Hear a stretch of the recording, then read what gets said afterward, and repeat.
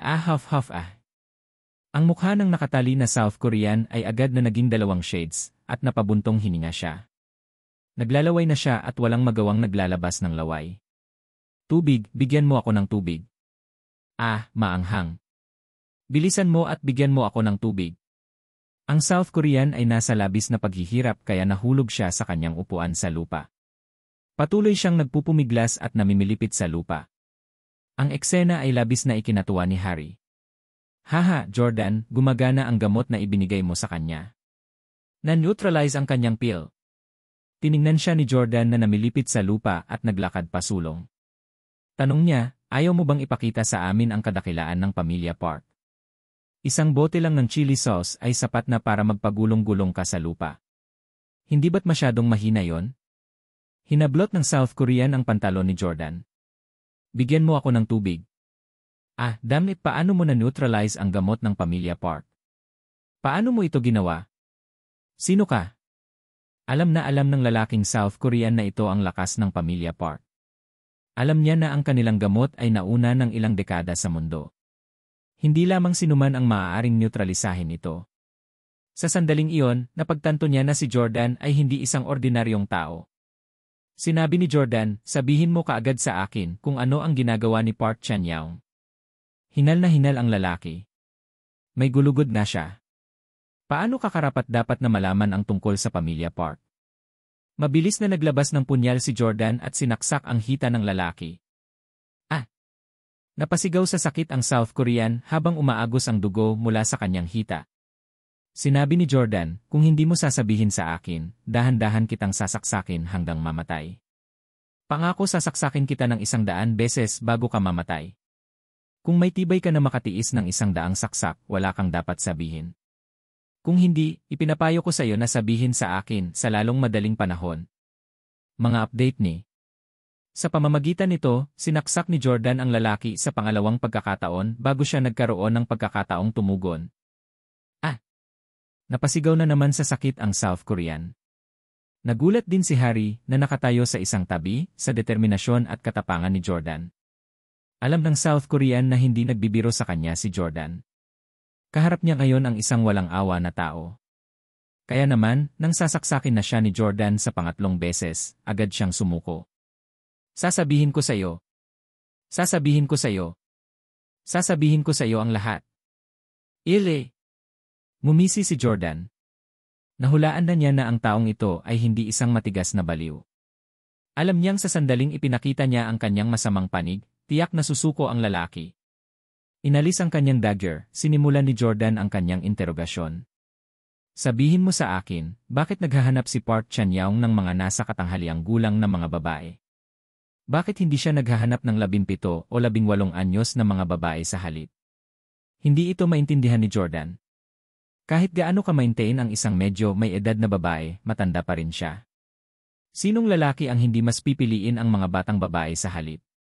Sumagot ang South Korean, iniisip ng boss ko na ang 17 o 18 taong gulang na mga batang babae ay masyadong bata at walang karanasan.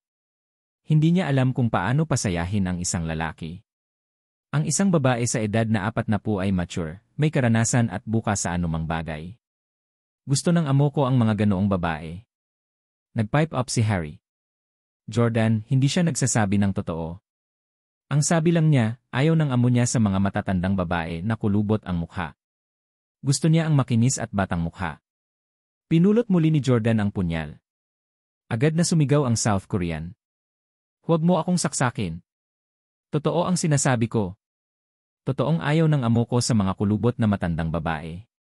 Gusto lang niya ang maturity at experience nila, the way they talk and carry themselves.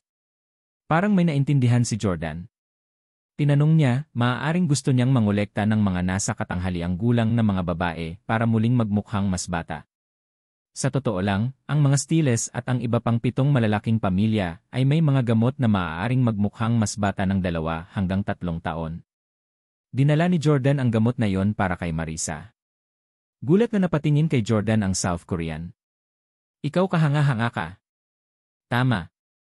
Kaya ng amo ko na gawing mas bata ng 10 taong gulang ang isang babaeng nasa katanghaliang gulang. Maaari siyang maging kung ano siya 10 taon na ang nakakaraan. Kaya nga, naghanap ako ng magagandang middle-aged na babae, sabi niya. Bale, 40 na siya. Kasi once na bumalik kami sa South Korea, may pamukha namin sa kanya na nasa 30 or even 20.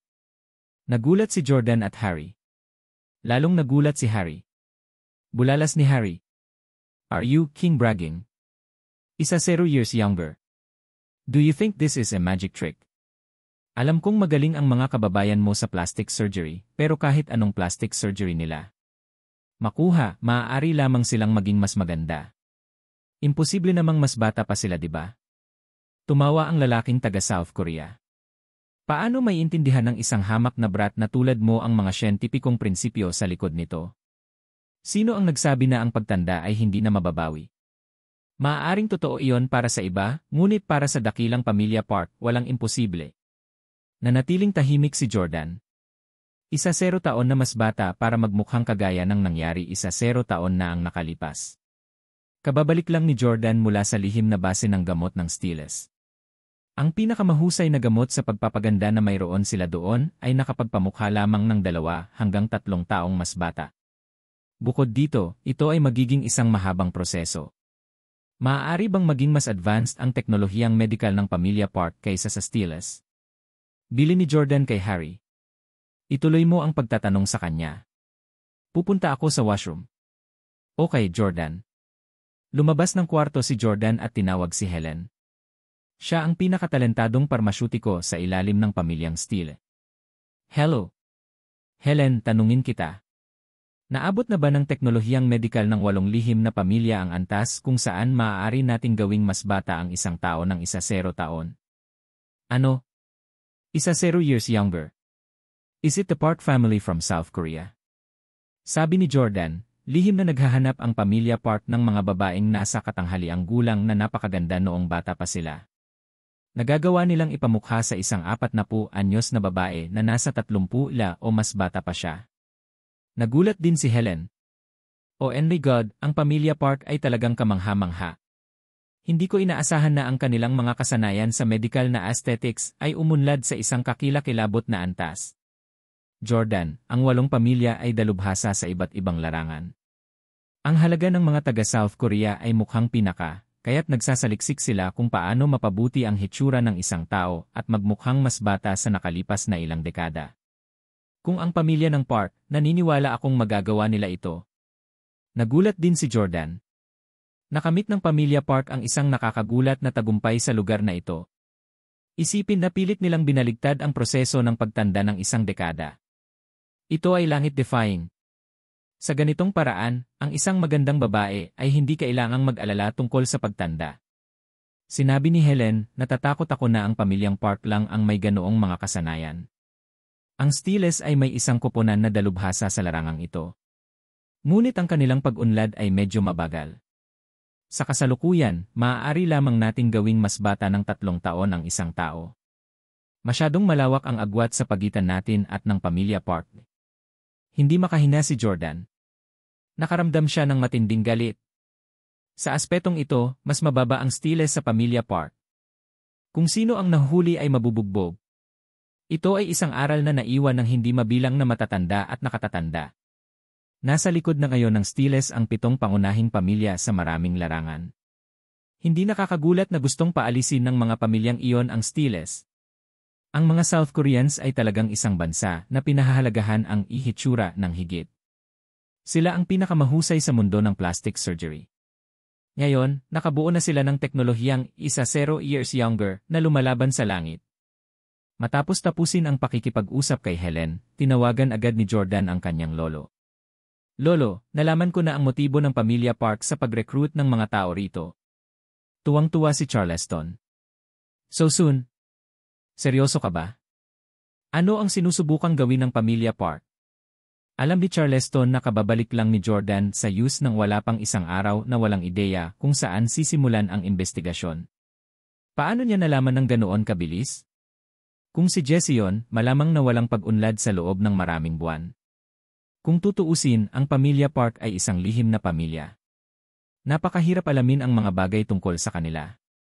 Dahil dito, lalo pang naging determinado si Charleston na si Jordan ang tamang pagpipilian para pumalit sa posisyon ng ulo ng pamilyang Steele. Sinabi ni Jordan, nagkataon lang na nakatagpo ako ng isang kahina-hinalang South Korean. Gumastos siya ng maraming pera para makahanap ng mga nasa katanghaliang gulang na mga babaeng maganda noong bata pa sila. Nagkataong isa sa kanila ang ina ni Lauren. Sabi ni Charleston, I see. Bakit siya naghahanap ng mga nasa katanghaliang gulang na babae? Si Park Chan-young, isa sa mga pangalawang henerasyong tagapagmana ng pamilya Park, ay malamang na mahilig sa mga mature na babae.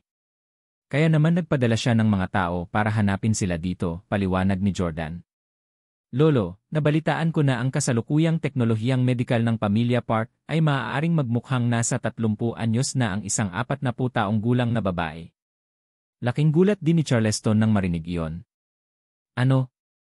Talagang umunlad ang pamilyang Park sa punto kung saan maaari nilang gawin ang mga tao na magmukhang 10 taon na mas bata. Hindi nakakagulat na pinahiya kami ng pamilya Park ng buong tapang sa mahusay na pagpupulong at hindi kami pinapansin. Ang mga kasanayan sa medikal ng pamilya Park ay talagang kahanga-hanga. Hindi napigilan ni Jordan ang pagkuyom ng kanyang mga kamao nang sabihin ni Charleston na pinahiya ng pamilya Park ang Steeles. Wala siya noong nakaraang dakilang pagpupulong. Kaya naman, hindi niya kayang panindigan ang kanyang lolo. Sa susunod na pagtitipon ng 8 pamilya, nanumpa si Jordan na hinding-hindi niya hahayaang ipahiya sila ng sinumang pamilya. Ipinagpatuloy ni Charleston ang pagtatanong, ang teknolohiya ba ng pamilya ng Park ay ginagawa lamang ang mukha ng isang tao na mukhang 10 taon na mas bata, o ang lahat ba ng kanilang mga pag-andar sa katawan ay naging tulad ng 10 taon na ang nakaraan? Sumagot si Jordan, hindi ako sigurado tungkol doon. Sinabi ni Charleston, okay Jordan, kailangan mong ipagpatuloy ang pagsisiyasat sa bagay na ito at alamin ito. Hindi ito magiging malaking bagay kung ito ay tungkol lamang sa pagmumukhang 10 taon na mas bata. Ngunit kahit na ang mga paggana ng katawan ay nababaligtad sa oras, iyon ay magiging masyadong nakakatakot. Kasunod ng mga salitang iyon, pinag-isipan itong mabuti ni Jordan. Kung ganoon na ang kaso, hindi na kailangang mag-alala ang mga tao tungkol sa pagtanda sa hinaharap. Ito ay totoo lalo na para sa mga atleta. Sa 40, maaari silang maging 30, sa 30, maaari silang maging 20. Ang mga atleta ay maaaring palaging nasa kanilang tuktok. Isang araw, maaaring magkaroon pa sila ng mga NBA superstar mula sa iba't ibang panahon na magkakasamang naglalaro sa isang court. Ubo. Biglang umubo si Charleston. Nag-aalalang tanong ni Jordan, Lolo, masama ba ang pakiramdam mo? Ngumiti si Charleston. Hindi ito ang unang beses na nakaramdam ako ng ganito. Ayos lang ako. Kung hindi dahil sa ating mga advanced na medical na kasanayan, hindi ako nabubuhay ng lampas 60. Nasa 70 na ako ngayon. Natatakot ako na hindi ako makakatagal hanggang sa magnegatibo 80 ako. Si Charleston ay 78 taong gulang sa taong ito. Malapit na siya sa 80. Sinabi ni Jordan, Lolo, tiyak na mabubuhay ka ng lampas sa 100. Masyado kang nag-aalala. Huwag kang mag-alala, kukunin ko ang medikal na teknolohiya ng pamilya Park at gagawin kang 70 taong gulang na muli. Tumawa si Charleston. CJ. Good boy, may plano nga ako sa iyo na gawin yon. Kung ang pamilya Park ay nakakamit ito sa pamamagitan ng operasyon, kailangan mong kunin ang kanilang surgeon. Kung ito ay sa pamamagitan ng droga, dapat mong makuha ang iyong mga kamay sa mga gamot na yon.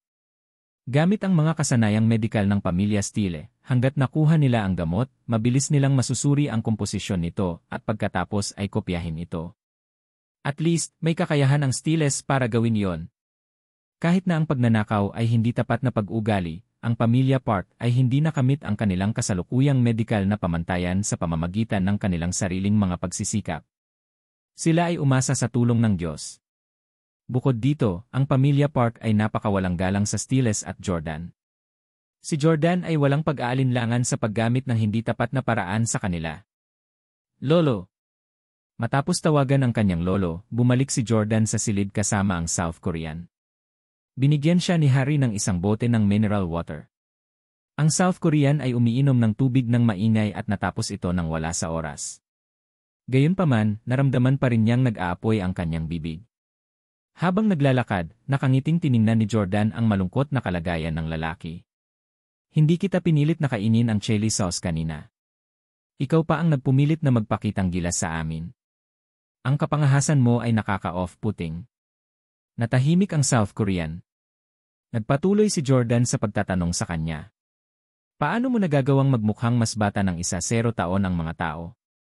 Sa pamamagitan ng operasyon o gamot? Magkano ang alam mo tungkol dito?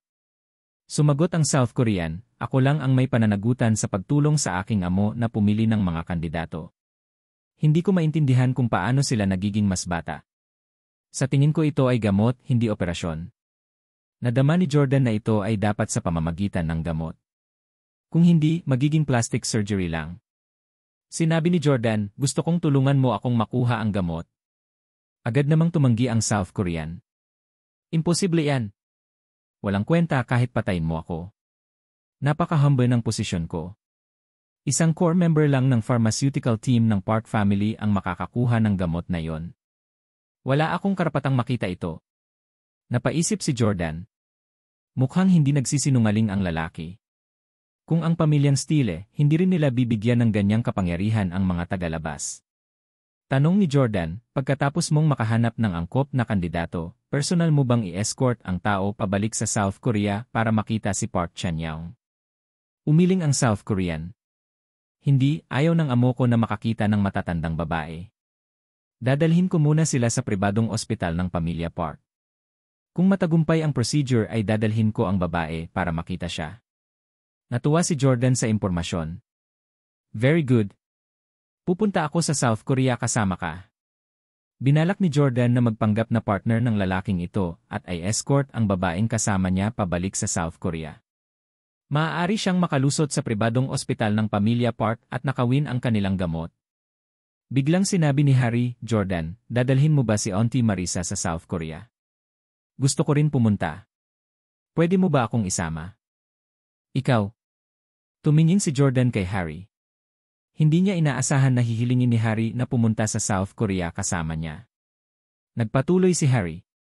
Bulag ako dahil hindi ko nakilala ang kapangyarihan mo dati. Hindi ko alam na napakahusay mo. Sa wakas ay naintindihan ko na kung bakit hinayaan ka ng pamilya Howard na pakasalan ka ni Lauren. Huwag na nating pag-usapan ang iba. Ang miracle pill mo lang ay hindi makukuha ng kahit na sinong mas mababa sa antas ng isang ministro. Gusto kong pumunta sa South Korea kasama mo para palawakin ang aking pananaw at tulungan ang ating bansa. This group of our country recruiting is outrage. Humalakhak si Jordan. Anak ka ng mayaman. Layaw ka at mahina. Magiging pabigat ka lang kung sumama ka sa akin. Ano ang gusto ko sa'yo? Nagmamadaling sinabi ni Harry, kaya ko talagang lumaban. Kaya lang, hindi ko maikumpara sa'yo. Masyadong perwisyo ang lakas mo. Saka, marunong akong Korean. Ilang buwan akong pumupunta sa South Korea kada taon. Pamilyar na pamilyar ako dito. Isa pa, magaling akong magmaneho. Hindi ako matatalo sa karera. Pangalawa lang sa'yo. Napaisip si Jordan. Hindi marunong ng Korean sina Tim at Salvatore. Totoong magkakaroon ng hadlang sa wika sa South Korea na magpapagulo sa maraming bagay. Talagang magiging mas komportable kung sasama si Harry sa kanya. Bilang karagdagan, alam na alam ni Jordan ang background ni Harry. Siya ay itinuturing na isang sikat na figura sa kabisera at hindi isang taong hindi kilalang pinanggalingan. Hindi nag-alala si Jordan na mapahamak siya. Sige, bibigyan kita ng isang pagkakataon. Alam ko talaga kung saan nagtatrabaho ang iyong mga magulang. Kung sasama ka na may lihim na motibo, maaari kitang bigyan ng babala ngayon. Kung i-provoke mo ako, gaano man kalakas ang iyong mga magulang sa kabisera, hindi ka nila mapoprotektahan. Pagmamadali ni Harry sa kanya. Tiyak na hindi ako mangangahas na magkaroon ng ulterior motives. Oh, dinadala mo ba si Auntie Marisa sa South Korea?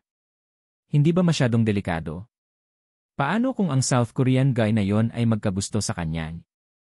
Sabi ni Jordan, syempre, hindi ko isasama ang biyanan ko at mag-take ng risk. Si Marisa ang nanay ni Lauren. Paano siya dadalhin ni Jordan sa teritoryo ng pamilya Park? Kung nabigo si Jordan, nasa panganib si Marisa. Sa lakas ng pamilya Park, hindi kumpiyansa si Jordan na makakatakas siya nang hindi nasaktan kasama si Marisa. Nataranta si Harry. Pero kung hindi natin isasama si Auntie Marisa, paano tayo papasok? Napatingin si Harry sa South Korean na parang sausage ang bibig. Tanong niya, maaari ka bang pumasok sa pribadong ospital ng pamilya Park nang hindi nagdadala ng babae? Nagmamadaling sinabi ng lalaki, imposible yan.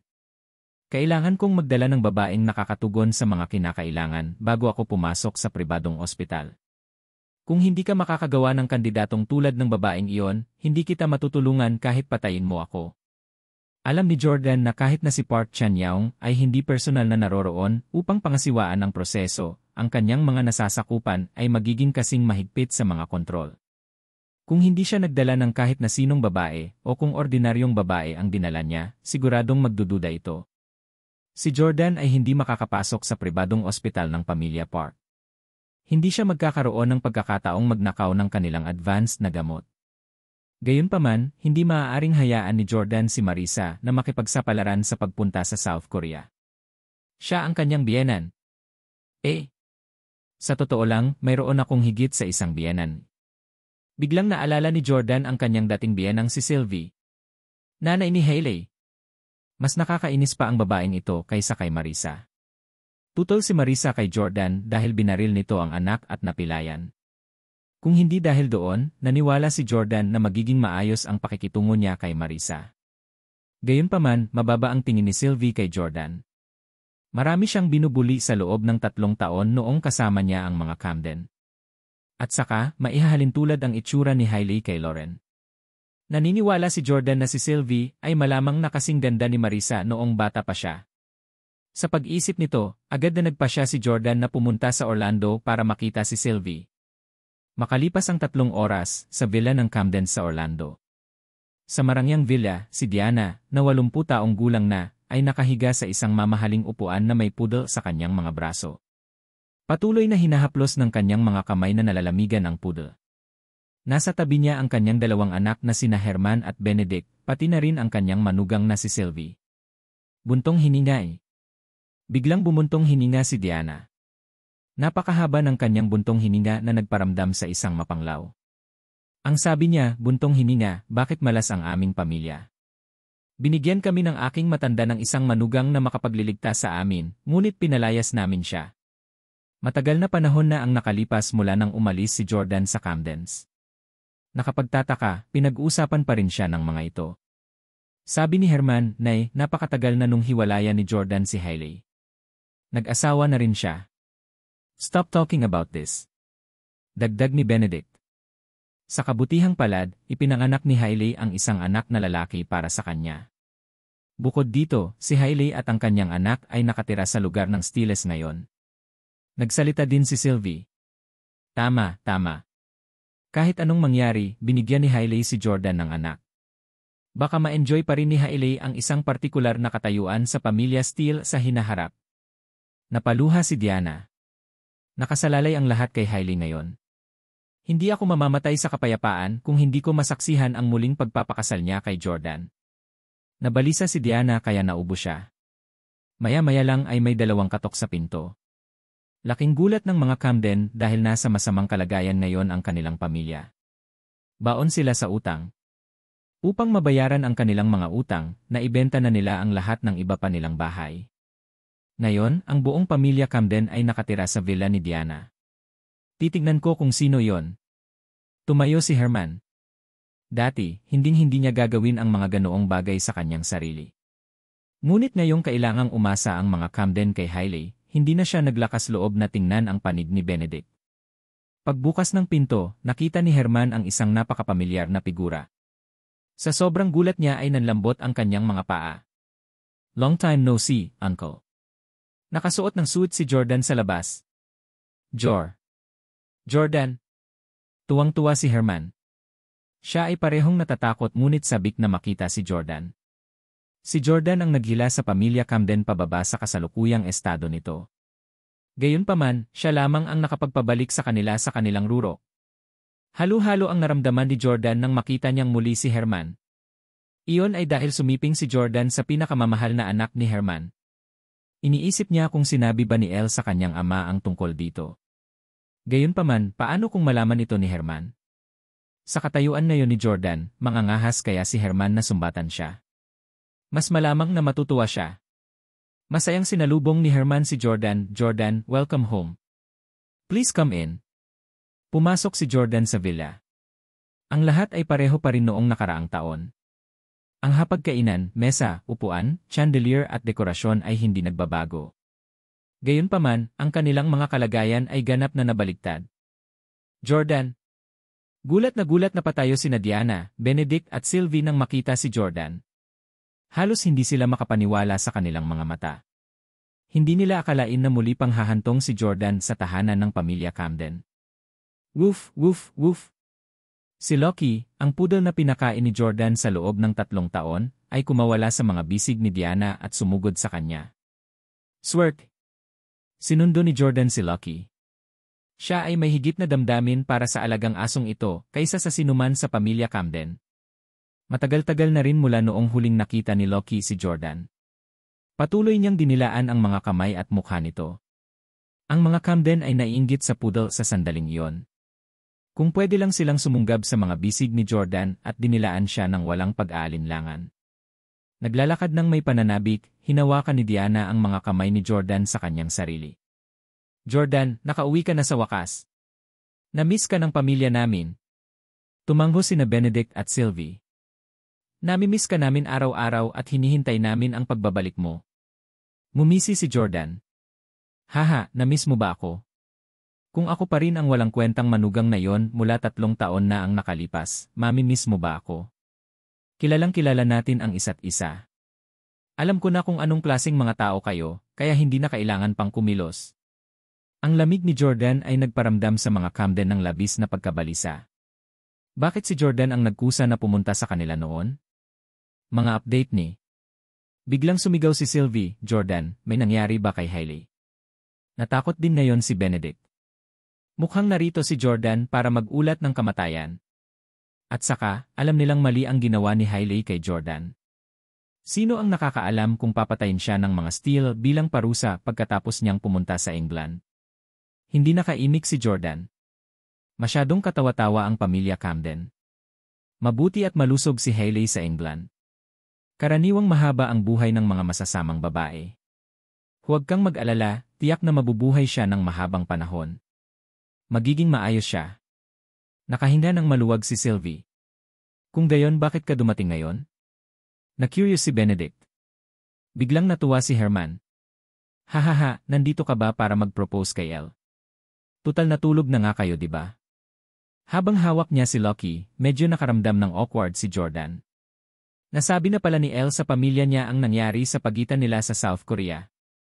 Si Jordan ay hindi duwag. Naglakas loob siyang managot sa kanyang mga aksyon. Sabi niya kay Herman na ama ni Elle. Tama. Nakitulog ako kay Elle pero siya ang nakiusap sa akin. Huwag mong isipin na papakasalan ko siya dahil lang sa may nangyari sa atin.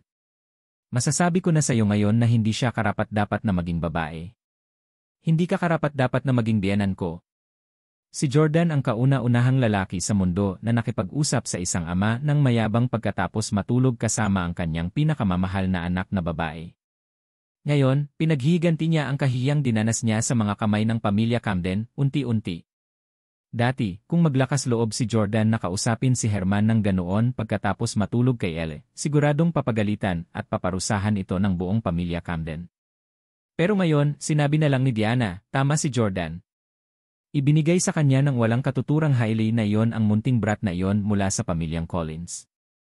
Makatuwirang bigyan siya ni Elle ng unang pagkakataon kay Jordan. Dapat ay ginawa natin ito noong una pa lang. Para makabawi sa Jordan. Walang lakas ng loob na magreklamo si Herman, umiti lang siya bilang tugon.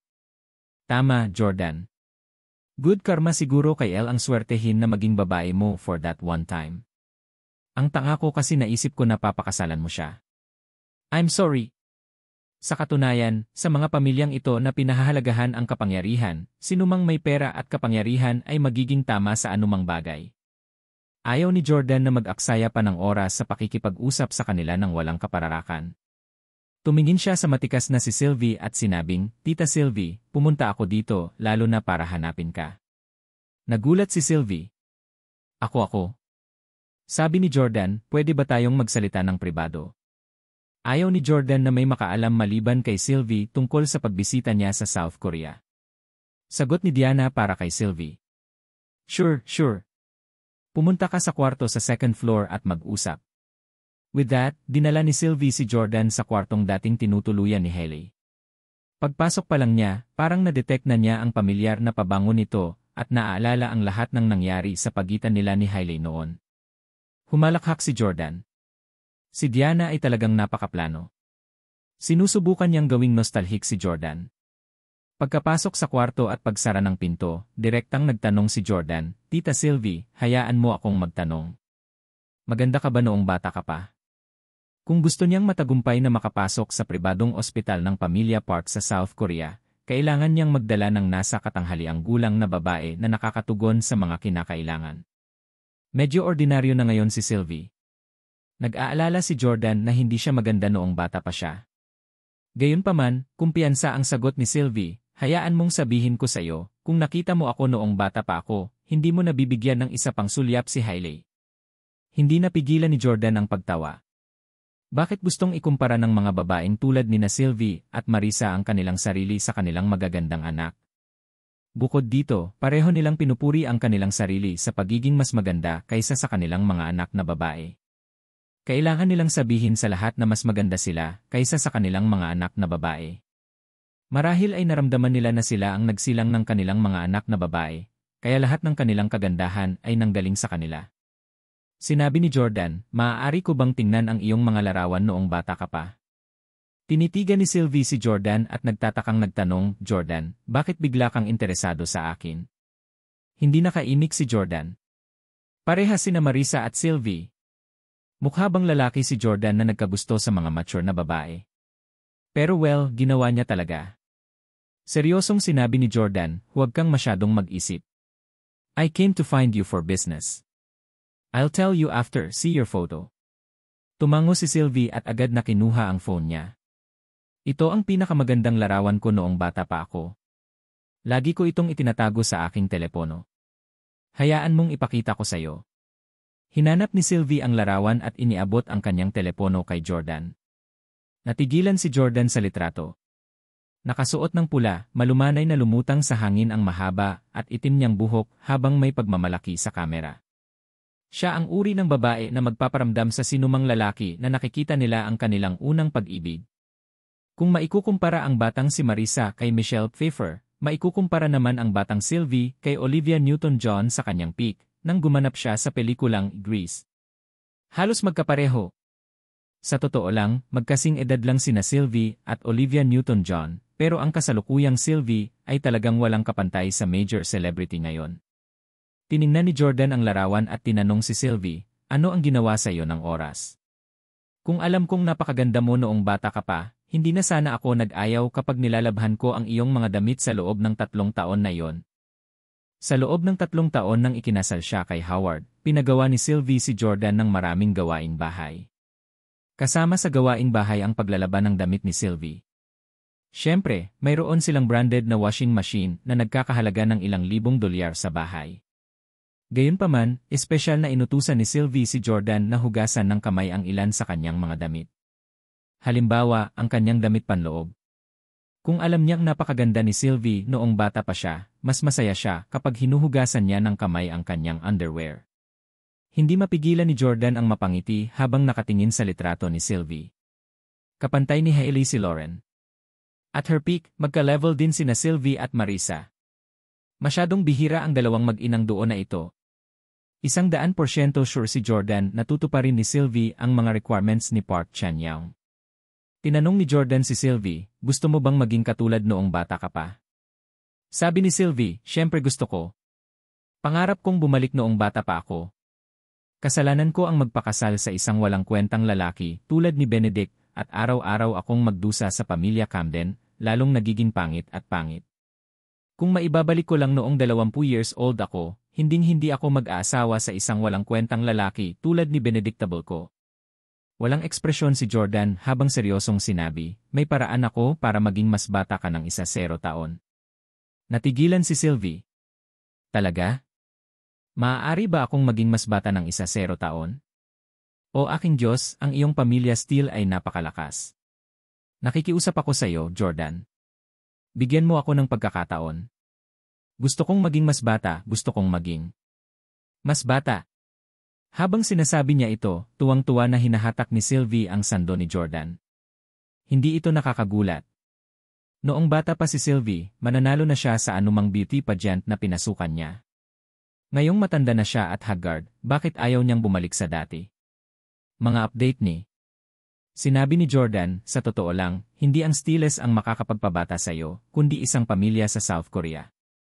Sa pagkakataong ito, kailangan mo akong samahan sa South Korea para sumailalim sa paggamot na magmumukha kang 0 taon na mas bata.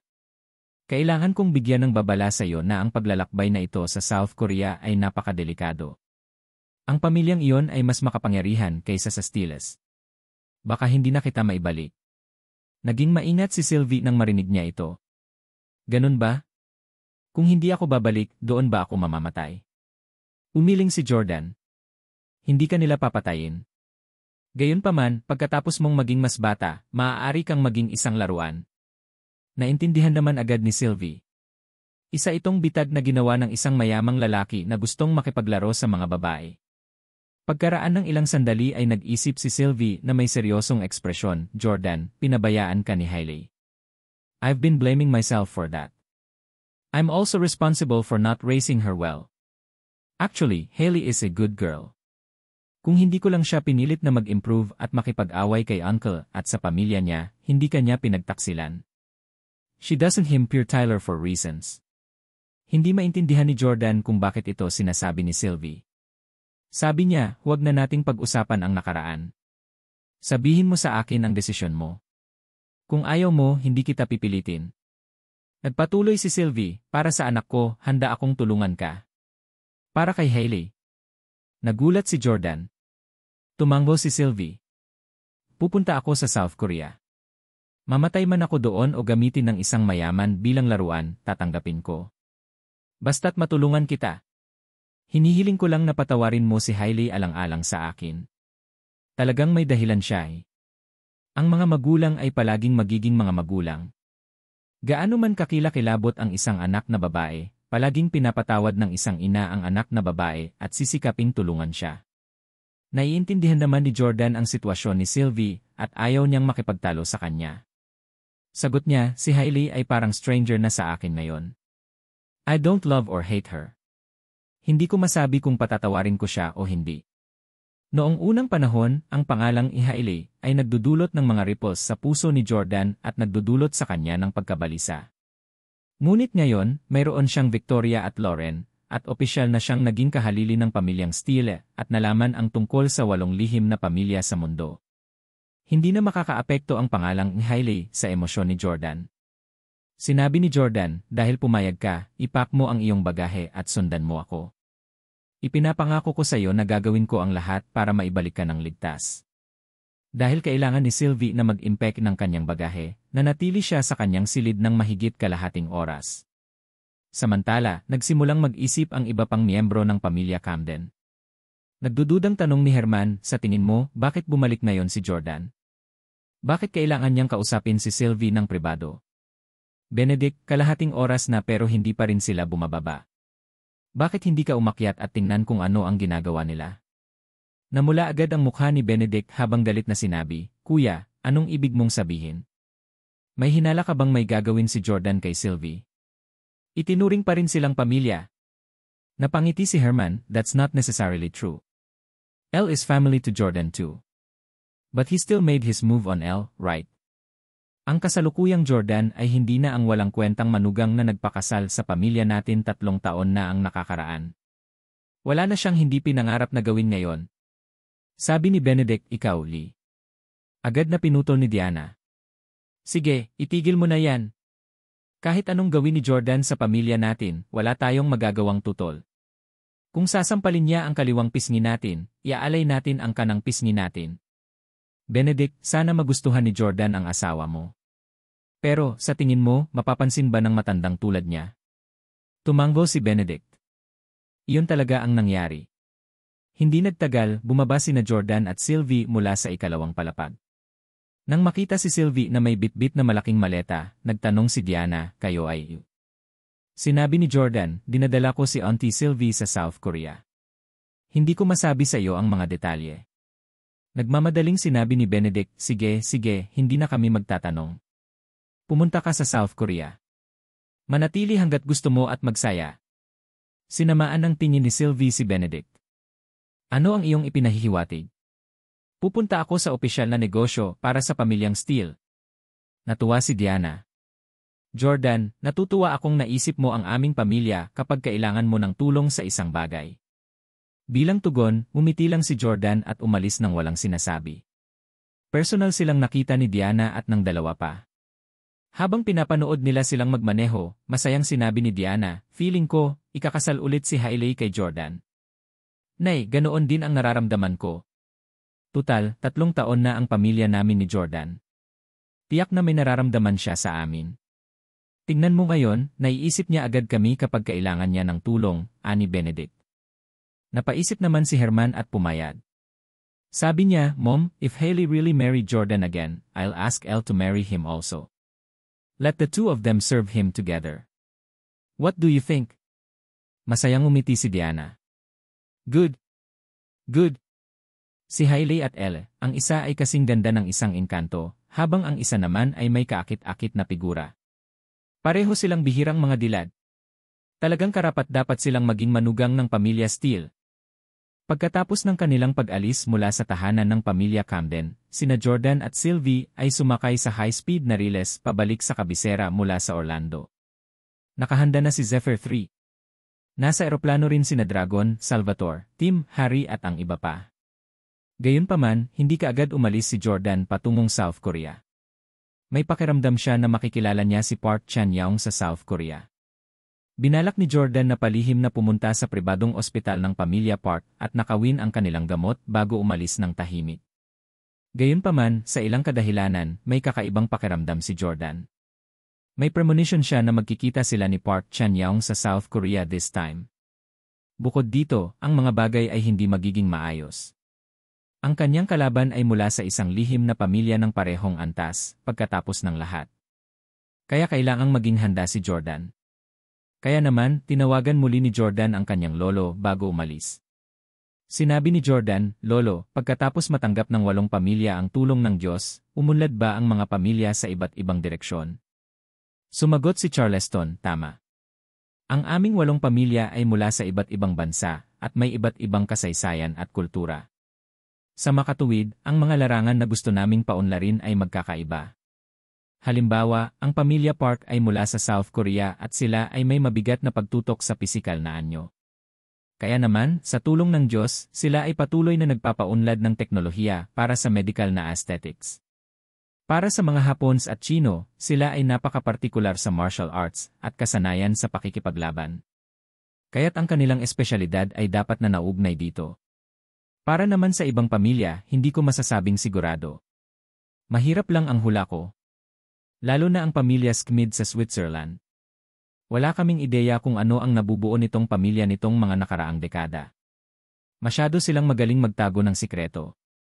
Tumango si Jordan at nagtanong, "Paano ang pamilya natin? Ano ang bentahe natin sa ibang pamilya?" Nais malaman ni Jordan kung ano ang nabubuo ng Steeles sa lahat ng mga taon na ito. Sumagot si Charleston, "Tradisyonal na gamot." "Tradisyonal na gamot?" Sinabi ni Charleston, "Tama.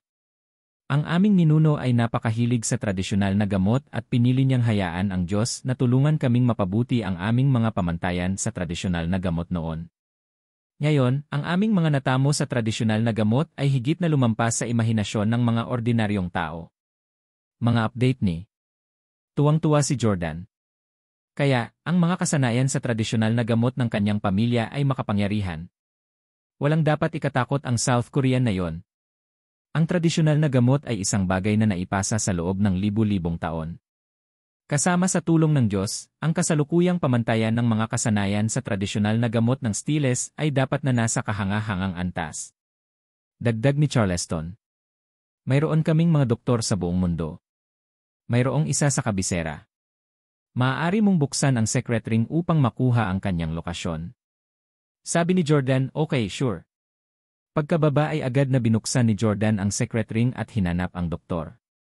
Tapos nag-teleport siya.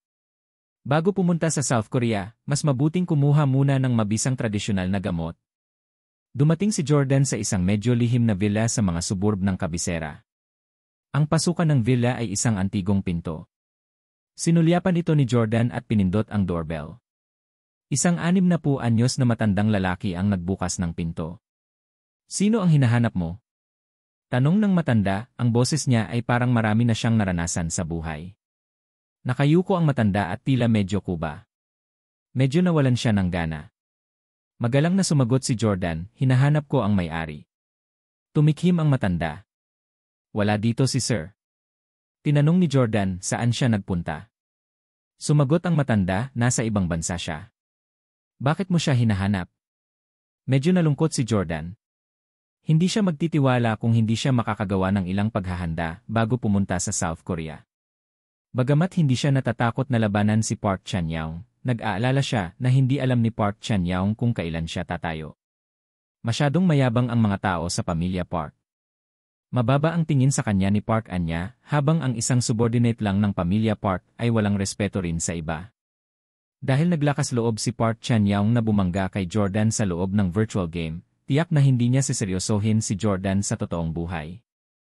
Walang ideya si Jordan kung paano siya tutugon sa labis na pakiramdam ng kadakilaan ni Park Chan-young. Upang kumilos ng magarbo at kumilos ng cool, ang isa ay kailangang magkaroon ng mga kalakal upang i-back up ito. Kaya seryosong sinabi ni Jordan, ako si Jordan, ang ikatlong henerasyon ng pamilyang Steele. Wala ba talaga siya dito? Sa hindi inaasahang pagkakataon, biglang umiti ang matanda at naglabas ng isang palayok ng bulaklak sa looban. Tinanong niya si Jordan, Mr. Jordan, alam mo ba ang pangalan ng bulaklak na ito? Napatingin dito si Jordan. Hindi ba't ang makulay at kakaibang bulaklak na ito ay ang 100-leaf flower na itinanim sa mga hardin ng Steel Castle? Ang Steeles ang lumikha nitong daang bulaklak na dahon. Hindi ito mahahanap saan man sa mundo. Nakangiting sagot ni Jordan. Stoic flower. Nagtataka ang matanda. Stoic flower. Sigurado ba si Mr. Jordan? Paliwanag ni Jordan. Pinangalanan ito ng lolo ko na 100-leaf flower. Gayunpaman, sa tingin ko ay dapat nating tawagin itong stoic flower dahil hindi natin ito kailangang alalahanin. Hindi ito malalanta sa tag-araw o mag-freeze sa taglamig. Bukod dito, ang bulaklak na ito ay napaka-proud. Hindi ito mamumulaklak kung ito ay masyadong pangit. Kung ito ay mamumulaklak, ang mga bulaklak ay magiging walang katulad na kagandahan. Tumawa ng malakas ang matanda. Magandang paliwanag. Mr. Jordan, mangyaring pumasok. Inakay ng matanda si Jordan sa loob. Nang makarating sila sa sala, napagtanto ni Jordan na hindi na siya nakayuko. Ang matanda ay mukhang mas kahanga-hanga nang siya ay tumuwid. Isa pa, nawala na ang desperada sa mukha niya. Sa halip, ang mukha ng matanda ay puno ng kulay at sigla. Biglang kinuyom ng matanda ang kanyang mga kamao at sinabing, ako si Yoel Zielinski. Patawarin mo sana ako sa panloloko ko sa iyo kanina. Ngumiti si Jordan at sinabing, ikaw ang doktor ng Steeles sa kabisera, tama ba? Pinakinis ang kanyang mahabang balbas, simpleng sumagot si Yoel Zielinski. Diretso sa paghabol si Jordan. Zielinski, pupunta ako sa South Korea sa lalong madaling panahon. Pakiramdam ko ay makakaharap ko ang pamilyang Park, kaya. Bago pa matapos si Jordan ay hinarang na siya ni Yoel. Mr. Jordan, bakit pakiramdam mo ay makakaharap mo ang pamilyang Park? Paliwanag ni Jordan, it's not for certain. If anything, it's just a premonition. A very strong premonition. Siguro dahil na-provoke ako noon ng Park family. Galit pa rin ako ngayon. Kaya nga, I've been hoping to meet them and get revenge, right? Ginamit ni Jordan ang kanyang kaalaman sa psikolohiya upang ipaliwanag ang hindi pangkaraniwang bagay na ito. Hindi niya alam kung bakit ganito ang tanong ni Yoel. Nagtanong si Yoel, karaniwang tumpak ba ang mga premonitions ni Mr. Jordan? Tumango si Jordan. Very accurate. Minsan, I can even predict the weather. Kahit sabihin sa weather forecast na walang ulan, predict otherwise, ako ang tama. Walang scientific basis. It's just a psychological feeling. Napangiti si Yoel. Mukhang makikilala na ni Mr. Jordan ang pamilya Park. Sinabi ni Yoel, ang mga pamilyang Steele at Park ay parehong bahagi ng 8 dakilang lihim na pamilya sa mundo. Ilang dekada na ang nakalipas, ang 8 dakilang pamilya ay kasing lapit ng tunay na kamag-anak. Ngayon, kahit na ang nakababatang henerasyon ay hindi na kasing lapit ng mga nakaraang henerasyon, ang pamilya Park ay hindi sadyang magdudulot ng gulo para sa iyo. Pahayag ni Jordan, hindi ako natatakot na atakihin nila ako. Natatakot lang ako na may magpapakitang gilas sa harap ko ang isang miyembro ng pamilya Park. Hindi ko kakayanin kapag sobrang yabang ng isang tao. Dati, noong pinakasalan ko si Haley Camden, I can tolerate others flaming their wealth in front of me and calling me poor. This is because I know that my family is more richer than them. Sa mga posts ko, mas mayaman sila sa mga mata ko. Ngunit iba ang pamilya Park. Ang kanilang pamilya ay talagang makapangyarihan. Napabuntong hininga din si Yoel. Tama. Nabalitaan ko na ang pamilya Park ay nagsasaliksik ng mga medical na aesthetics sa lahat ng ito. Dapat ay gumawa sila ng maraming malalaking tagumpay. Bilang kapalit, sinabi ni Jordan, nakagawa na sila ng gamot na maaaring magmukhang mas bata ng 10 taon. Ano? Nagulat si Yoel. Ganun ba kalakas ang pamilya Park? Tumango si Jordan.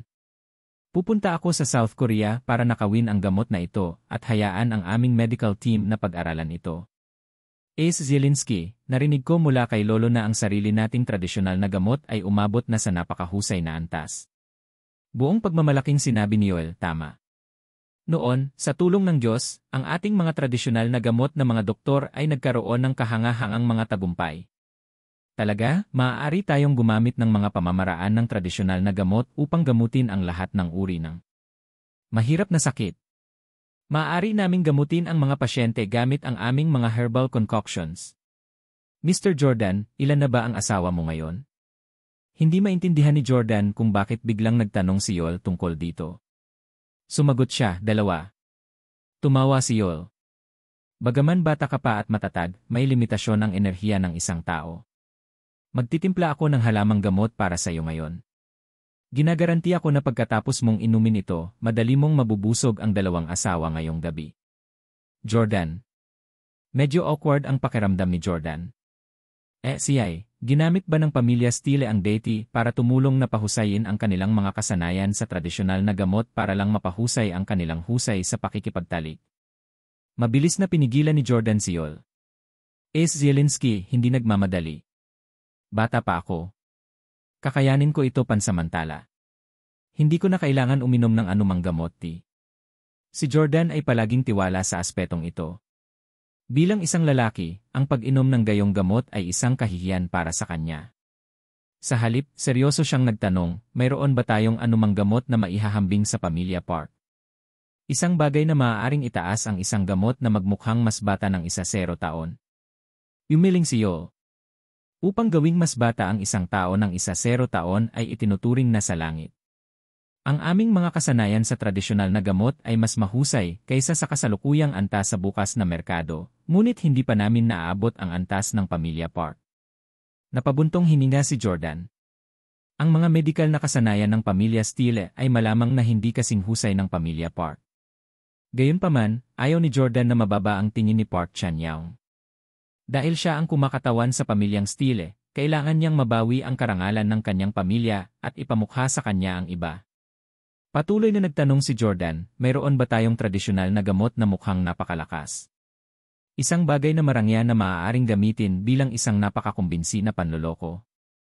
Hoax! Matagal na natigilan si Yoel bago umiling. Napabuntong hininga si Jordan. Dahil wala naman, mag-leave muna ako. I'll come to find you another day to study our family's traditional medicine skills. Nang malapit nang umalis si Jordan sa pagkabigo, biglang tinawag siya ni Yoel, teka lang. Mr. Jordan, objectively speaking, hindi maikukumpara ang medical skills ng pamilya Steele sa pamilya Park. Gayunpaman, kung kailangan mo lang ng isang bagay na marangya bilang panloloko, mayroon naman ako. Tuwang-tuwa si Jordan. Ano ito? Sumagot si Yoel, voodoo. Kumunot ang noo ni Jordan. Siyempre narinig na niya ang voodoo noon pero wala siyang ideya kung ano ang eksaktong ibig sabihin Yoel. Anong ibig mong sabihin? Tanong ni Jordan. Paliwanag ni Yoel. Ayon sa mga sinaunang aklat, ang voodoo ay maaaring gamitin upang gamutin ang ilang mga kondisyon. Maraming tao ang naniniwala na ito ay talagang isang uri ng psychotherapy na gumagamit ng psychological induction upang mapagaan ang kondisyon ng pasyente. Namulat ang realisasyon kay Jordan. Natatandaan kong may nabasa ako tungkol dito. Naniniwala ang ilan na ang voodoo ay maaaring gamitin upang gamutin ang mga sakit sa pag-isip. Walang sinuman ang makakapagtukoy kung ito ay tunay na mabisa o kung ito ay pamahiin lamang, dahil ang mga paniniwala at kalagayan ng pag-isip ng isang tao ay maaaring magkaroon ng malaking epekto sa pisikal na katawan. Samantala, ang modernong medisina ay lalong nakatuon sa mga gamot sa bibig. Nakikita ng mga pasyente na ang ganitong uri ng paggamot ang pinakamaasahan. Napangiti si Yoel. Ang lawak ng iyong kaalaman ay kamangha-mangha. Tinanong ni Jordan, paano natin magagamit ang voodoo bilang panloloko? Napangiti si Yoel. Noong bata pa ang iyong ama, napakababaw niya. Nabalitaan ko na may hinahabol din siyang babae. Naroon pa rin ang Diyos at humingi siya ng tulong sa Diyos. Naalala ko na tinuruan siya ng Diyos ng isang galaw. Na-curious si Jordan. Pwede ka bang magpakita? Tumango si Yoel at pumunta sa kwarto niya para kumuha ng papel na ibubunot ng charm. Gumuhit muna ako ng random charm para sa'yo. Gumuhit ng pattern si Yoel sa papel. Ngayon, magpapanggap kami na gagamutin ka. Anong sakit mo? Tanong ni Yoel.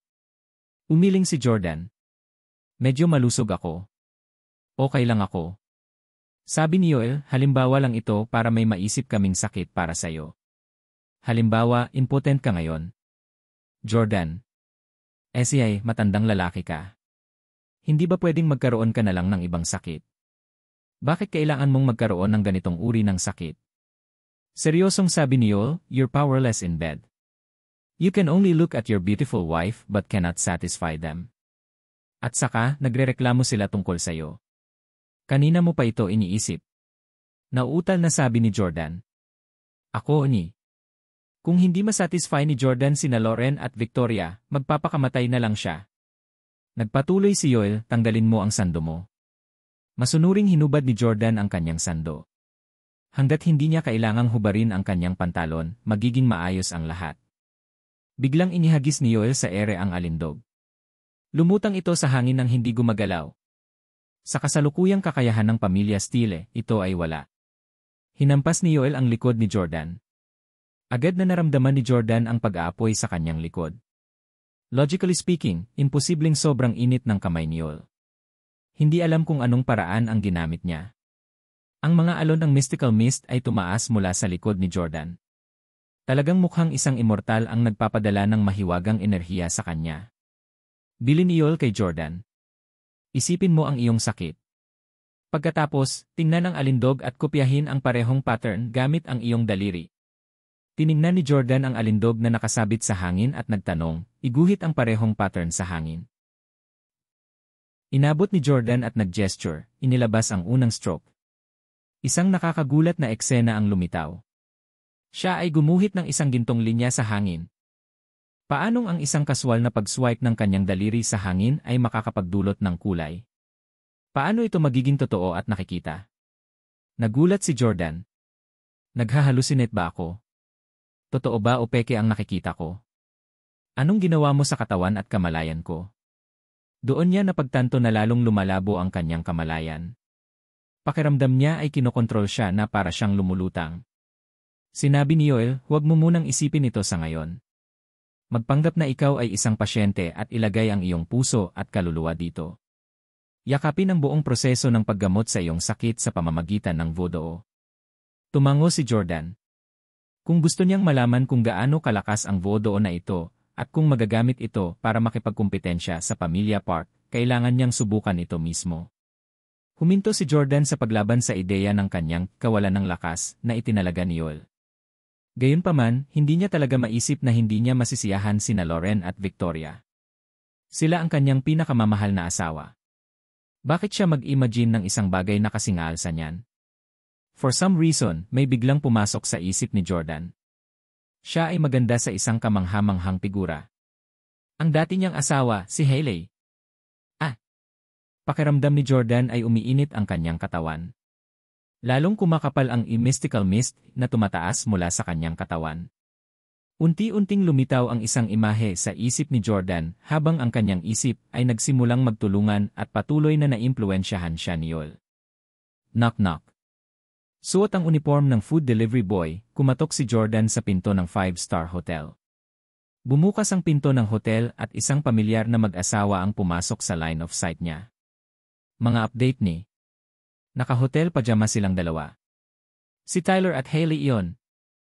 Hubby, bakit ka nandito? Nagpanik si Hailey nang makita si Jordan. Gayunpaman, hindi nagtagal ay naging mas matapang si Hailey. Yini, Jordan, huwag mo akong sisihin sa pakikipagrelasyon mo. Wala kang silbi. Dahil hindi mo ako masatisfy, kailangan kong maghanap ng ibang lalaki. Napangisi si Tyler. Jordan, maituturing ka pa bang lalaki kung kaya mong bigyang kasiyahan ang sarili mong asawa? Ano ang pagkakaiba mo sa isang bating? Hahahahan. Ang kanilang mga salita at kilos ay tumagos kay Jordan. Nagalit si Jordan. Mr. Jordan, iguhit mo ang pattern. Hanggat iginuhit mo ang parehong pattern sa anting-anting, gagaling ang iyong sakit. Ramdam ni Yoel ang pagbabago ng emosyon ni Jordan. Si Jordan ay lubusang nalubog sa ideya ng kanyang sakit at desperado siyang gamutin ito.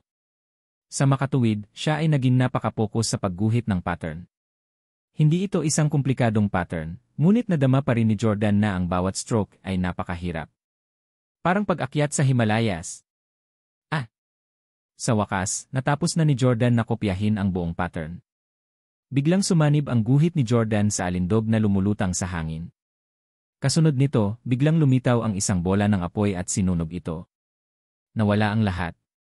Inalis ni Yoel ang kamay niya sa likod ni Jordan. Lubhang na-refresh ang pakiramdam ni Jordan. Pakiramdam niya ay tuluyan nang gumaling ang kanyang katawan. Mr. Jordan, ano ang nararamdaman mo? Tanong ni Yoel. Nakahinga ng maluwag si Jordan. Nakakamangha. Wala man lang akong sakit pero after that voodoo, I feel completely refreshed. For people who are really ill, this voodoo will definitely fool them psychologically. Zelensky, how did you produce so much mist when your hand is on my back? Also, how did you control my brain to make me hallucinate? Napangiti si Yoel. Walang nagmamadali. Sasabihin ko sa iyo sa tamang oras. Gayunpaman, sa tingin ko ay dapat pumunta si Mr. Jordan sa washroom upang ayusin muna ang isang bagay. Tumingin sa ibaba si Jordan at nakaramdam ng awkward. Talagang kahanga-hanga ang voodoo. Ngumiti ng masama si Yoel. Maaari mong tawagan ng iyong asawa para tulungan ka. Ilalagay ko ang aking headphone at makikinig ng musika saglit. Hindi ako mag-eavesdrop. Sabi ni Jordan, hindi na kailangan. Hindi ko lang iniisip ang asawa ko. Dahil naisip niya si Hailey kanina, kailangan niya ito ng madalian ngayon. At tiyak na handa siyang tulungan siya kung hihilingin niya ito. Gayunpaman, hindi siya tatawagan ni Jordan. Makalipas ang isang oras, umalis si Jordan sa tirahan ni Yoel at nakarating sa airport. Nang makasakay siya sa Zephyr 3, tuwang-tuwang sumugod sina Sylvie at ang South Korean na lalaki upang ipahayag ang kanilang pagkamangha sa invisible na eroplano. Ang pangalan ng lalaking South Korean ay Jin-won. Bulalas niya, Mr. Steele, masyadong advanced ang teknolohiya sa iyong eroplano. Wala pa akong narinig na ganito. Hindi ito mababa sa eroplano ng Pamilya Park. Ang Pamilya Park ay tiyak na may mga katulad na invisible na eroplano. Gayunpaman, si Jin-won ang pangunahing responsable sa pagpili ng mga tao para sa pribadong ospital. Malamang na hindi siya kwalipikadong makipag-ugnayan sa teknolohiya ng sasakyang panghimpapawid ng Pamilya Park. Dahil dito, ang kanyang dating kayabangan ay nauwi na ngayon sa paghanga kay Jordan. Tumingin si Jordan kay Salvatore at nagtanong, nainom mo na ba siya ng gamot niya? Sumagot si Salvatore, nakita kong nilunok niya ito. Inutusan ni Jordan si Salvatore na pakainin si Jin-won ng lason dahil ayaw niyang tumalikod si Jin-won sa kanya pagkarating nila sa South Korea. Ito ay isang paraan para pagbabantaan siya. Tumingin si Jordan kay Jin-won. Mas mabuting tulungan mo akong kumuha ng gamot mula sa Pamilya Park. Huwag mong isipin ang pagtataksil sa akin. Kung hindi, mamamatay ka ng malungkot nang wala ang aking panlunas. Isa pa, mas mabuting huwag kang umasa sa Pamilya Park. Kahit gaano pa ka-advance ang kanilang mga medical na kasanayan, imposibleng makagawa sila ng isang antidote upang mailigtas ka sa ganoong kaikling panahon. Ginagarantiya ko na ikaw ay mamatay mula sa aking lason bago sila magkaroon ng lason. Paulit-ulit na tumango si Jinwon. Mr. Steele. Tiyak na masunurin ako at hindi magtataksil sa'yo. Nang makitang tapat ang lalaki, sinabi ni Jordan, sige, umalis na tayo papuntang South Korea. Makalipas ang isang oras, lumapag si Zephyr 3 sa Swansea, South Korea. Ang pribadong ospital ng Pamilya Park ay matatagpuan sa lungsod na ito. Bago tumungo sa ospital, inayos ni Jordan na kontrolin ni Tim ang isang drone at magpatrolya sa hangin sa itaas ng ospital. Inayos niya na ihanda ni Dragon ang kanyang mga tauhan para sa labanan. Bilang karagdagan, inayos din ni Jordan na magmaneho si Harry sa paligid at tumawag para sunduin sina Jordan at Sylvie mula sa ospital. Matapos ayusin ang lahat, pumasok sina Jordan, Sylvie at Jinwon sa pribadong ospital ng Pamilya Park.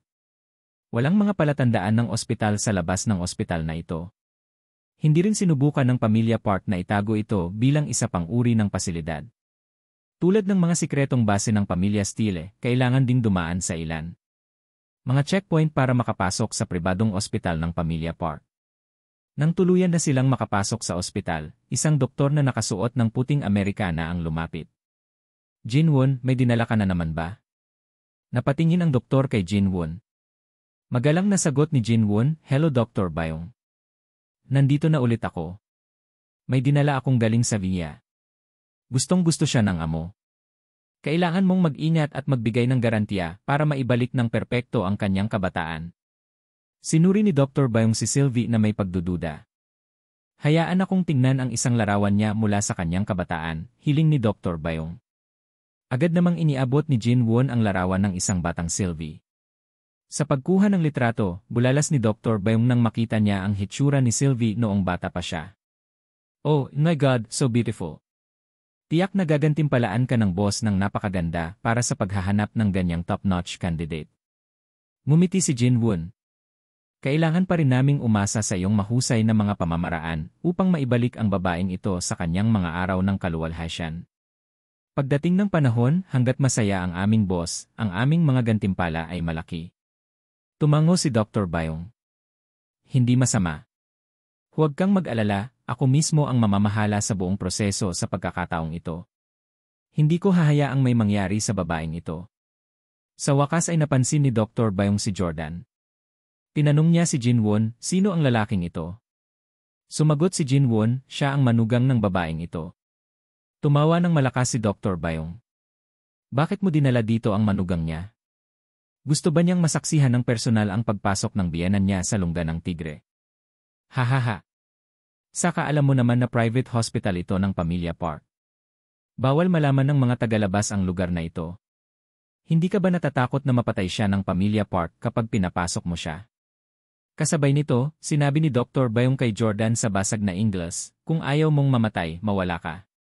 Medyo nainis si Jordan at sumagot sa Korean, papasok ako kasama ang biyenan ko. Dagdag ni Jinwon. Dr. Bayong. Maaari siyang maging interpreter ng babaeng ito. Hindi nagustuhan ni Dr. Bayong ang saloobin ni Jordan, hindi na kailangan. Mayroon kaming mga profesional na interpreter dito. Paalisin mo siya. Ang gamot ng Pamilya Park ay tiyak na maitatago at ligtas. Paanong aasa si Jordan na nakawin ito kung hindi siya pumasok? Sa pag-isip, sinabi kaagad ni Jordan, ang aking biyenan ay hindi marunong magsalita ng karaniwang Ingles. Siya lamang ang nakakaalam kung paano magsalita ng isang regional na dialektong Ingles na medyo naiba. Sigurado ako na wala kang interpreter na nakakaalam ng lahat ng mga panrehiyong dialektong Ingles sa VF, di ba? Natahimik sandali si Dr. Bayong. Talagang marami ang mga panrehiyong English dialect at accent sa VS, na marami sa mga ito ay maaaring magkaiba sa karaniwang Ingles. Ang kanilang South Korean interpreter ay nakakaintindi lamang ng karaniwang English. Sige, dahil ikaw lang ang marunong mag-translate, pwede ka na ring pumasok. Gayunpaman, kailangan kong ipaalala sa iyo na hindi ito isang lugar kung saan pwedeng pumasok at umalis ng ganoon-ganoon ang sinuman. With that, binigyan ni Dr. Bayong ng masamang ngiti si Jordan at umalis. Naintindihan naman ni Jordan ang ibig sabihin ni Dr. Bayong. Ipinapahiwatig niya na baka hindi makalabas ng buhay si Jordan kapag pumasok siya. Maraming sikreto dito. Baka patayin ng pamilya Park si Jordan para patahimikin siya pagkatapos gamitin siya. Pero nakahanda na si Jordan kaya hindi siya natakot. Jordan, medyo natatakot ako eh. Biglang naging mahiyain si Sylvie. Hinawakan niya ang kamay ni Jordan habang nanginginig ang buong katawan niya. Sa bagay, asawa lang naman si Sylvie ng isang mayamang pamilya. Ngunit ang pamilya ay nakabase sa isang maliit na lungsod. Ginawa niya. Magkaroon ng ilang makamundong karanasan, ngunit hindi kailanman nakipag-ugnayan sa isang taong napakakapangyarihan. Ayos lang. Nandito na ako, pag-alo ni Jordan sa kanya. Hawak ang kamay ni Sylvie, dahan-dahan silang naglakad pasulong. Gayunpaman, hindi sila sinundan ni Jinwon. Sabi niya, Mr. Steele, nasa unahan na ang Medical Aesthetics team. Iyan ang lugar na hindi ako makapasok. Hihintayin kita dito. Tumango si Jordan at walang sinabi. Sunod-sunod sina Sylvie at Jordan si Dr. Byung. Bumulong si Sylvie kay Jordan, Jordan, kung mamamatay ako dito, kailangan mong tuparin ang hiling ko. Tinanong ni Jordan, ano ito? Ito ang teritoryo ng pamilya Park. Bagamat hindi talaga mamamatay si Sylvie, kung nabigo si Jordan na dalhin siya sa kanya, tiyak na magiging laruan siya ni Park Chan-young. Kung may huling-hiling si Sylvie, matutuwa si Jordan na tulungan siyang matupad ang mga ito bilang isang paraan ng kabayaran. Magpakasal ka kay Hailey. Hindi nakaimik si Jordan. Huwag kang mag-alala. Para hindi matupad ang naghihinalo mong hiling, ipinapangako kong ilalabas kita ng ligtas. Napakatanga ba talaga ni Sylvie para maniwala na patatawarin niya si Hailey at pakasalan itong muli? Hindi nagtagal, dinala sina Jordan at Sylvie sa isang kakaiba at mukhang high-tech na elevator. Ang salamin sa loob ng elevator mag-isa ay namangha kay Sylvie. Hindi na pinindot ni Dr. Byung ang kahit anong buton pagkapasok nila sa elevator. Ngunit ang elevator ay nagsimulang gumalaw mag-isa. Hindi lamang pataas at pababa ang elevator, maaari rin itong gumalaw pakaliwa at kanan. Nagulat si Sylvie. Mahigpit niyang pinisil ang kamay ni Jordan. Jordan. Ano bang problema ng elevator na ito? Pakaliwa ba ito? Hindi ba dapat pataas-baba lang ang elevator? Paano ito lilipat sa kaliwat kanan? Napabuntong hininga si Dr. Byung sa gulat na ekspresyon ni Sylvie. Country bumpkin. Ngunit napansin niyang hindi man lang nag-react si Jordan nang lumipat sa kaliwat kanan ang elevator. Nanatiling pareho ang kanyang ekspresyon at hindi siya mukhang kinakabahan o namangha. Ang brat na ito, Lenye, tiyak na nagpapanggap siyang kalmado. Napaisip si Dr. Byung. Sa katotohanan, alam na ni Jordan ang tungkol sa teknolohiyang ito. Sa pribadong ospital ng pamilya Steele, mayroon ding elevator na maaaring lumipat sa kaliwat kanan. Hindi na ito bagong teknolohiya sa 8 pamilya. Nakuha na nila ito ilang dekada na ang nakalipas. Ipinaliwanag ni Jordan kay Sylvie, ito ang multidirectional elevator. Walang cable pero ang elevator ay nakamount sa isang metal track sa halip. Pinapatakbo ito ng isang straight line na makina at maaaring dalhin tayo sa iba't ibang antas sa pamamagitan ng magnetic acceleration. Ang elevator ay maaari ding umikot sa mga intersection sa kahabaan ng track para makagalaw tayo ng pahalang sa sahig. Tita, huwag kang mag-abala sa South Korean. Sa amin. Matapos ang paliwanag ni Jordan, itinuwid ni Sylvie ang kanyang likod at ipinagpatuloy ang kanyang marangal na tindig. Napatingin si Dr. Byung sa kanila. Hindi magaling ang English niya kaya hindi niya talaga alam ang sinasabi ni Jordan. Maya-maya, bumukas ang pinto ng elevator para makita ang isang maluwag na medical workspace. Dose-dose ng mga tao na nakauniporme ng doktor ay abala sa pagtatrabaho. Ito ang Medical Aesthetics team ng pribadong ospital ng pamilya Park. Alam ni Jordan na kinakatawan nila ang mga nangungunang henyo sa medisina sa mundo, lalo na sa mga tuntunin ng medical na aesthetics. Kung maaari lang nating i-poach ang lahat ng mga taong ito sa ating tabi. Bilang isang Steele mismo, gusto talaga ni Jordan na gumawa ng isang bagay upang matulungan ang kanyang pamilya. Sumama ka sa akin. Malamig na sabi ni Dr. Byung kay Jordan. Dinala niya sila sa isang private room. Dr. Cho. Tinawag ni Dr. Byung ang isa pang doktor sa silid. Dr. Byung. Tumango si Dr. Chul sa kanya. Sinulyapan niya sina Jordan at Sylvie. May dala ka pang isa. Isang tango ni Dr. Bayong. She is someone whom the boss value very much. We must be very careful. Huwag hayaang may mangyari sa kanya, baka sisihin niya tayo. Tumingin si Dr. Chul kay Jordan. Bakit nandito ang lalaking ito? Maingat na sinabi ni Dr. Chul kay Dr. Bayong, ang Park Family Hospital ay puno ng mga sikreto. Paano mo madadala ang isang estranghero ng ganoon kadali? At saka, dinala mo siya sa core treatment room ng aming medical team. Nang marinig ito, hinila ni Dr. Bayong si Dr. Chul sa gilid at bumulong, hindi ako pumayag noong una. Gayunpaman, ang babaeng ito ay hindi marunong magsalita ng karaniwang Ingles. Ang lalaking ito lang ang makakapag-translate. Huwag kang mag-alala. Pagkatapos ng paggamot, maaari nating patayin siya, tama ba? Seryosong tumango si Dr. Chul. Talagang kailangan niyang patahimikin. Mahinang nagsalita ang dalawa. Gayunpaman, may kakayahan si Jordan na magbasa ng mga labi. Kasabay ng kanyang malakas na instincts at ang kakayahang tumpak na matukoy ang kalikasan ng tao, maaari niyang hulaan kung ano ang kanilang pinag-uusapan. Ile, gusto mo akong patahimikin? Tignan natin kung may kakayahan ka. Naiinis si Jordan.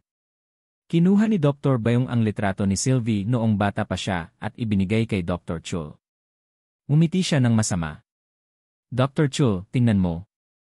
Hindi ba ang babaeng ito ay isang top-notch beauty noong siya ay bata pa? Nagulat si Dr. Chul sa litrato.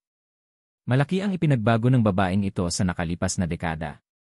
Kung susuriin ang hitsura niya ngayon, hindi ko talaga masasabi na napakaganda niya noong bata pa siya. Bumulong si Dr. Bayong, Dr. Chul, may pag-uusapan ako sa iyo. Pagkatapos natin siyang gawing mas bata ng 10 taon, ibig kong sabihin hindi mo ba ito agad i-report? Nagulat si Dr. Chul. Gusto mo Humalakhak si Dr. Bayong. Ayaw mo bang mag-enjoy sa ganyang top-notch na babae? Let's enjoy ourselves with her for a few days before reporting it. It won't be too late to hand her over to Mr. Park then. Anyway, the treatment will take many days. Kung ikaw at ako ay tatahimik, sinong makakaalam kung ano ang nangyayari? Sinulyapan ni Dr. Chul si Sylvie na nakatayo sa isang marangal na pose. Sinamaan niya ng tingin ang makatarungang mga binti nito bago bumaling sa larawan niya noong bata pa siya. Matapos ang mahabang panahon na pag-aalinlangan, sa wakas ay pumayag si Dr. Chul. CJ. Hindi naman nagkukulang si Mr. Park sa mga babae. Maaari tayong gumugol ng ilang araw sa pagtuturo sa kanya ng mga patakaran. Tumawa si Dr. Bayong. Haha, akala ko rin. Nakaramdam ng kasiyahan sa kung ano ang mangyayari, si Dr. Bayong ay nagpatuloy muli sa pagsilip kay Sylvie at hindi napigilan ang paglalaway. Malapit nang maging laruan nila si Sylvie. Sa muling pagtingin kay Jordan, naisip ni Dr. Bayong sa kanyang sarili, ang uto-uto na manugang na ito ay nagpadala ng kanyang biyenan sa amin. Haha, hindi siya natatakot sa kamatayan at nagkusa pa na maging kanyang interpreter. Kailangan kong magpasalamat sa kanya. Inabot ni Dr. Bayong kay Jordan ang isang basong tubig. Napangiti siya. Anak, salamat sa pagpunta mo dito sa maganda mong biyenan. Hahahan. Biglang ibinagsak ni Jordan ang tasa sa lupa at hinawakan ang braso ni Dr. Bayong. Ah! Sakit! Sobrang sakit! Tumigil ka! Agad na napasigaw si Dr. Bayong sa sakit. Galit na galit si Jordan. Damn you, you dare to speak about playing with a mother-in-law in front of me. Tingin mo hindi ako nakakaintindi ng Korean? Kung hindi dahil ikaw ang mag-i-execute ng procedure, pinatay na kita on the spot. Mga immoral na doktor kayong dalawa, humingi agad ng tawad sa biyenan ko. Bilang punong doktor ng pangkat medikal ng pamilya Park, ipinagmamalaki at mayabang si Dr. Bayong. Lubos niyang binaliwala ang tungkol sa 99.9% ng lahat ng iba pang mga doktor at tao sa mundo. Hihingi ba siya ng tawad sa mga taong ito? Nagalit din si Dr. Bayong. Damn it, so what if I talk about your mother-in-law in front of you? Ikaw ang nagdala sa kanya dito, kaya dapat alam mo ang presyo. Gusto mong humingi ako ng tawad sa isang hamak na bansang bumkin na tulad mo? Iyay! Bitawan mo agad o tatawag ako ng taong mabali ang mga paa mo. Malamig na sinabi ni Jordan, maaari kang humingi ng tulong, ngunit ipinapangako ko na mababali ko ang iyong braso bago dumating ang tulong. Smack! Hindi lahat ng usapan at walang aksyon si Jordan. Agad niyang pinisil ang braso ni Dr. Bayong. Ah! Humihingi ako ng tawad. Humihingi ako ng tawad. Inamin agad ni Dr. Bayong ang pagkatalo. Alam ng isang matalinong tao kung kailan dapat umatras. Bagamat teritoryo ito ng pamilya Park, siya ay kasalukuyang nasa kamay ni Jordan at nanganganib na mabali ang kanyang mga buto anumang oras. Dahil doon ay yuyuko siya sa kanya sa ngayon. Sa huli, ang bansang bumkin na ito ay tiyak na papatayin ng pamilya Park pagkatapos nito. Hindi ko na kailangang makipagtalo sa isang taong malapit ng mamatay. Napaisip si Dr. Bayong. Dahil doon, yumuko si Dr. Bayong nang may paggalang kay Sylvie. Madam, mangyaring huwag isapuso ang aking mga salita. Wala akong intensyon na maging walang galang sa'yo. Hinding-hindi ako gagawa ng anumang bagay na bastos sa'yo. Kahit na humihingi siya ng tawad, iniisip niya sa kanyang puso, Jenny, matandang babae ka. Pagkatapos kitang gawing mas bata ng 10 taon, paglaruan kita hanggang sa humingi ka ng awa. Smack! Sinampal siya ni Jordan.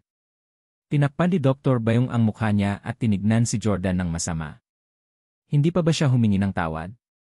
Hindi kaya nakakabasa ng isip si Jordan? Siyempre, hindi mabasa ni Jordan ang nasa isip niya. Sabi niya, hindi marunong Korean ang biyanan ko. Paano niya malalaman ang sinasabi mo? Humingi ng paumanhin sa English. Nakaramdam ng hinanakit si Dr. Bayong. Dahil hindi nakakaintindi ng Korean ang biyanan ni Jordan, hindi niya namalayan na nasabi na pala nito ang mga bastos tungkol sa kanya kanina. Hindi man lang siya nagalit. Bakit siya magsusorry? Sa katunayan, si Sylvie, na hindi makaintindi ng Korean, ay nakatayo doon na litong-lito, hindi alam kung ano ang nangyayari. Nagganga ang mga ngipin ni Dr. Bayong at sinabi sa basag na Ingles, sorry. Sorry. I'm pig. Sorry. Sa wakas ay kumalma si Jordan. Tumingin siya kay Dr. Chul. Kailangan ko bang i-prompt ka? Natakot din si Dr. Chul at nagmamadaling yumuko kay Sylvie. Sorry. Mas malala pa ang English ni Dr. Chul kaysa kay Dr. Bayong. Ang salitang sorry lang ang alam niya at hindi standard ang kanyang pagbigkas. Nataranta si Sylvie at nagtanong, Jordan, bakit sila humihingi ng tawad sa akin? Sinabi ni Jordan, ang mga taga-South Korean ay laging nakayuko at humihingi ng tawad ng walang dahilan. Huwag mo silang pansinin. Inutusan ni Jordan ang 2 doktor, huwag mag-aksaya ng oras. Gamitin agad ang gamot sa aking biyenan. Gusto kong makita kung paano ninyo mapabata ang isang tao. Sa ngayon, takot na ang 2 doktor kay Jordan. Sinabi ni Dr. Bayong, bago namin opisyal na ibigay ang gamot, mayroon pa kaming ilang mga pamamaraan na dapat gawin. Una, kailangan naming kunin ang iyong biyenan na makipagtulungan sa amin sa isang lie detector test. Isang lie detector test? Bakit? Tanong ni Jordan. Sumagot si Dr. Bayong, ang gamot natin ay napakabihirang at napakamahal. Hindi natin ito magagamit ng walang ingat. Kailangan nating tiyakin na ganito talaga ang hitsura ng babaeng ito noong bata pa siya. Kung hindi, sayang ang ating mahalagang gamot. Nag-isip sandali si Jordan. Kailangang maging maganda ang babae noong bata pa siya para magawa nila ito. Ito ay isang non-negotiable na kondisyon. Sa madaling salita, hindi lang nila nire-reconstruct ang hitsura ng babae 0 taon na ang nakakaraan. Talagang binabaliktad nila ang proseso ng pagtanda sa hitsura ng babae 0 taon na ang nakakaraan. Ito ay isang nakakatakot na paniwala. Anyway, hindi sila niloloko ni Jordan. Iyon na ay larawan ni Sylvie noong bata pa siya. Kaya naman, sinabi ni Jordan kay Sylvie, Tita, kailangan mong sumailalim sa lie detector test. Hinala nila na hindi ikaw ang babae sa larawan. Kaya sagutin mo na lang ang mga tanong nila. Tumango si Sylvie. Sa pagiging interpreter ni Jordan, sumailalim si Sylvie sa lie detector test. Sa huli, napatunayan na hindi nagsisinungaling si Sylvie. Nang makontento na sila na nagsasabi siya ng totoo, hiniling nilang dalawa na humiga si Sylvie sa isang kama para makapagsagawa sila ng high-tech na facial analysis. Matapos ang mahabang panahon na mag-abala at gumawa ng mga komplikadong kalkulasyon sa computer, sa wakas ay nagpasya silang gumamit ng gamot kay Sylvie. Magagawa ba natin ngayon? Naiinip na si Jordan. Kung hindi dahil sa takot na ang pag-agaw ng gamot ay mag-trigger ng alarm system, pinilit ni Jordan na ilabas ito. Tumango si Dr. Chul. Lahat ng data ay kalkulado na. Ang iyong biyenan ay maaaring uminom ng aming gamot ngayon. Mangyaring lumabas sandali. Kailangan nating kumuha ng gamot. Pinagmasdan ng mabuti ni Jordan ang silid. Sa sinabi ng doktor, nasa kwartong ito ang gamot. Gayunpaman, ito ay isang napakakaunting silid at walang kabinet ng gamot. Baka nakatago. Alam ni Jordan na sa kasalukuyang teknolohiya ng 8 pamilya, maaari nilang itago ang mga bagay sa simpleng paningin. Ngumiti si Dr. Byung. Hindi na kailangan pangyayain na lumabas. Walang kwenta kahit nakikita niya. Paano maiintindihan ng isang boor na tulad niya ang teknolohiya na nauuna ng ilang dekada sa mundo? Puno ng paghamak ang tono ni Dr. Byung kay Jordan. Sa totoo lang, hindi siya masisisi sa pagiging mayabang. Kung hindi galing si Jordan sa isa sa 8 pamilya, talagang hindi niya maiintindihan ang ginagawa ni Dr. Byung. Pumunta si Dr. Byung sa dingding sa hilagang bahagi at gumawa ng kakaibang kilos sa pamamagitan ng pag-intertwining ng mga hinlalaki at hintuturo ng magkabilang kamay. Pagkatapos noon, hinawakan ni Dr. Byung ang walang laman na hangin. May lumabas na pulang pakete ng gamot sa kamay niya. Pagmamayabang ni Dr. Byung kay Jordan, paano ba yan anak? Hindi ba nakakamangha? Hindi mo naiintindihan kung paano ko nakuha ang gamot, di ba? Haha, Dr. Chul, tingnan mo ang blanko niyang ekspresyon. Sinabi ko na sa iyo na hindi mo na kailangan pang hilingin sa kanya na umalis. Para bang may dumating sa ika-negatibo 20 siglo noong panahon ng medieval. Kung bibigyan mo siya ng computer, alam niya ba kung paano gamitin ito? Gayunpaman, maingat pa rin si Dr. Chul. Dr. Byung, ang pamilya Park lang ang may gamot na ito. Lahat ng ibang pamilya ay nakatingin sa atin. Mas mabuting mag-ingat. Gayunpaman, si Dr. Byung ay nanatiling walang malasakit. Malapit nang mamatay si Jordan. Paano kung malaman niya kung saan nakatago ang gamot? Kaya niya ba itong ilabas? Hindi naman nagmamadaling kumuha ng gamot si Jordan. Sa halip, pinanood niyang kinuha ito ni Sylvie. Medyo kinabahan si Sylvie. Siya ay napakamahiyain at takot sa kamatayan. Napalunok na lang siya pagkatapos ng mahabang panahon na suyuin siya ni Jordan. Matapos itong lamunin ay nahimatay si Sylvie. Anong nangyari? Bakit siya hinimatay? Gulat na tanong ni Jordan. Ngumiti si Dr. Byung. Ang ganitong uri ng gamot na nakakalaban sa langit ay lubos na magpapabago sa balat at katawan ng isang tao.